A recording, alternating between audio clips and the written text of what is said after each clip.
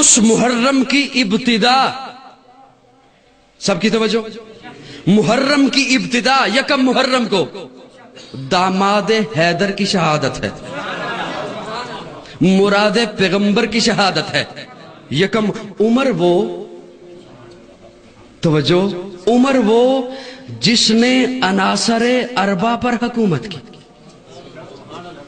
عناصر اربع پر حکومت کی، مٹی پر حکومت کی، آگ پر حکومت کی، پانی پر حکومت کی، ہوا پر حکومت کی، مٹی پر حکومت کی، مٹی پر زمین کانپ رہی تھی، ٹھوکر لگا کے کہا تھم جا، وہ تھم گئی۔ ہوا پر حکومت کی، منبر پہ بیٹھ کے خطبہ دے رہے ہیں حضرت عمر فاروق، ہزاروں میل کے فاصلے سے جہاد ہو رہا ہے، وہاں پہ مشرک مومن آپس میں جنگ لڑ رہے ہیں، وہاں سے اللہ نے دکھایا اور یہاں سے منبر پہ بیٹھ کے کہا یا ساریہ الی الجبل، ہوا پیغام لے کے جا رہی ہے۔ آگ پر حکومت کی، آپ کو بتایا گیا مدینہ کی وادی میں آگ لگی ہے، کہا یہ عمر کا رومال لے جاؤ اور آگ کو کہو عمر نے بھیجا ہے، آگ رک گئی۔ پانی پر حکومت کی، بتایا گیا دریا رکا ہوا ہے، کہا میں خط لکھتا ہوں دریا کو دے کے آؤ۔ عناصر اربع پر حکومت کی، عمر وہ جو اٹھے زیست کا عنوان بنے، منبر پہ چڑھ کے بولے حق کا بیان بنے، ہجرت کرے جرت کا اعلان بنے، مشورہ دے رب کی زبان بنے، بولے قرآن بنے، تولے میزان بنے۔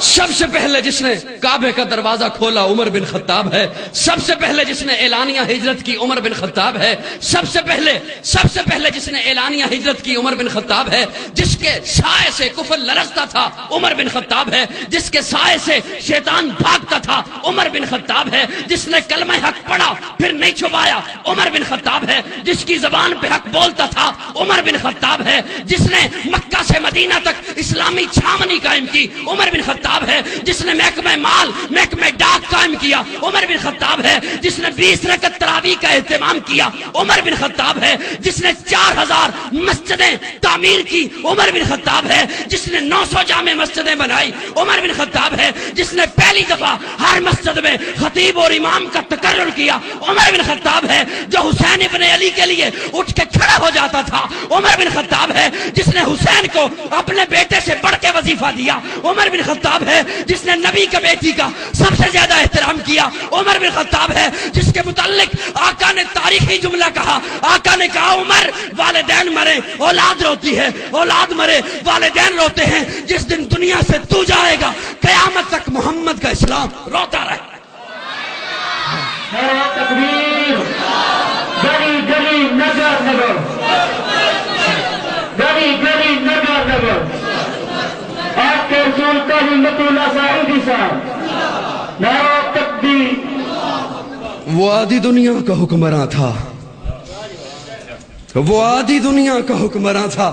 میں جب یہ تاریخ میں پڑھتا ہوں کہ اس نے 22 لاکھ مربع میل پہ اسلام کا پرچم لہرایا تو کہتا ہوں وہ آدھی دنیا کا حکمراں تھا۔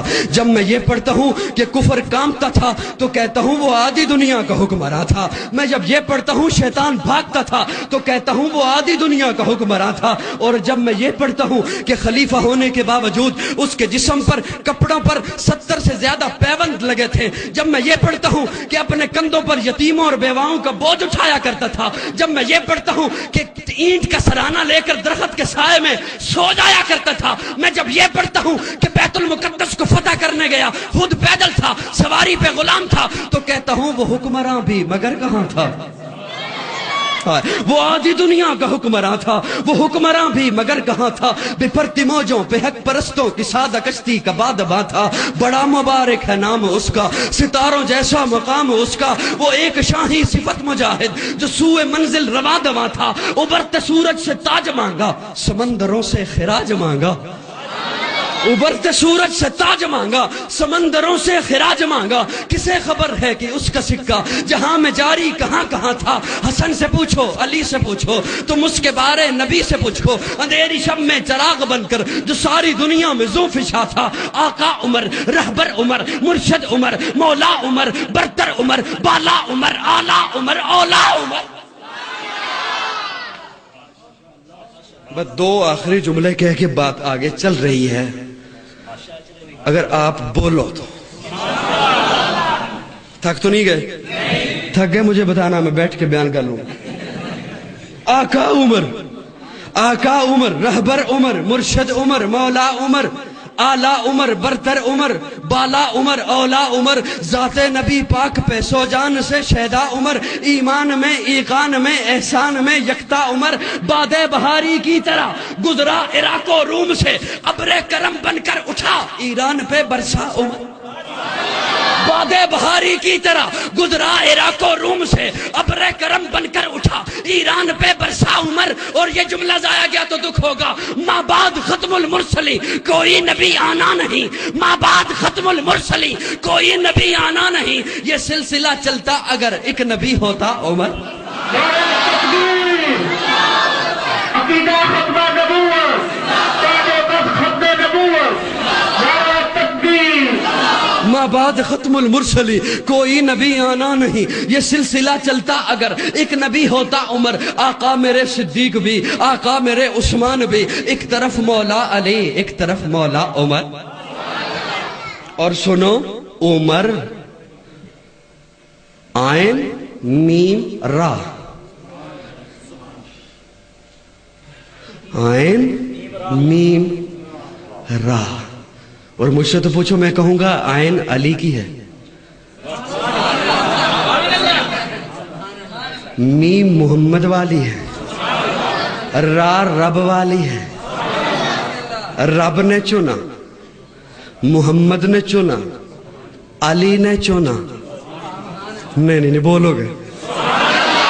رب نے چنا۔ آقا نے تو کہا نا، یا امر ہو جائے یا عمر ہو جائے، اللہ دونوں میں سے ایک دے دے، یا امر دے دے یا عمر دے دے۔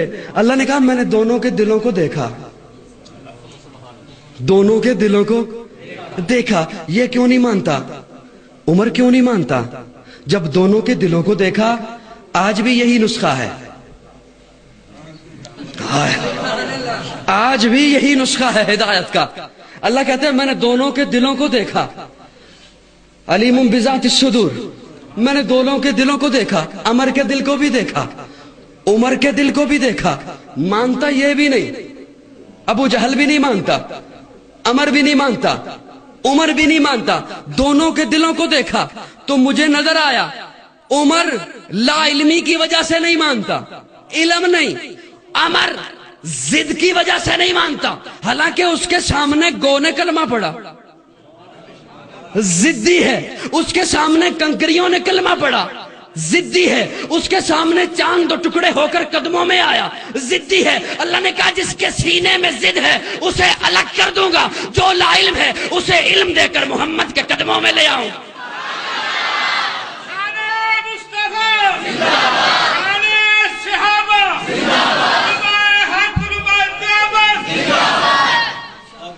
توجہ ہے، رب نے چنا، محمد نے چنا، چن کے مانگا نا، علی نے چنا۔ ہاں، نئی بات نہیں کرنے چلا، ہماری کتابوں پہ شک ہو اپنی اٹھا لو۔ علی نے چنا، علی نے چنا اپنی بیوی آقا کی بیٹی سیدہ فاطمہ کے بطن سے پیدا ہونے والی بیٹی ام کلثوم کے لیے شوہر عمر کو چنا۔ رب نے چنا، محمد نے چنا، علی نے۔ یکم محرم کو شہادت ہوئی، اور میں مختصر وقت کی وجہ سے بڑا شارٹ کر رہا ہوں۔ پیارے آقا صلی اللہ علیہ وسلم نے صحابہ کو سامنے بٹھا کر 3 آرزویں رکھی، 3 آرزویں۔ پیارے آقا نے صحابہ کو سامنے بٹھا کے کہا، میرے صحابہ، میرے سینے میں 3 آرزویں ہیں۔ ایک پہلی آرزو میرا مشن پوری دنیا میں پھیل رہا ہے. دوسری آرزو میری زندگی، میری خلوت، میرا کھانا، میرا پینا، میرا اوڑھنا، میرا سونا، میری غمی، میری خوشی، میری گھر کی زندگی میرے امتی کے ہر گھر تک پہنچ جائے. تیسری خواہش میں رب کی راہ میں شہید ہو جاؤں.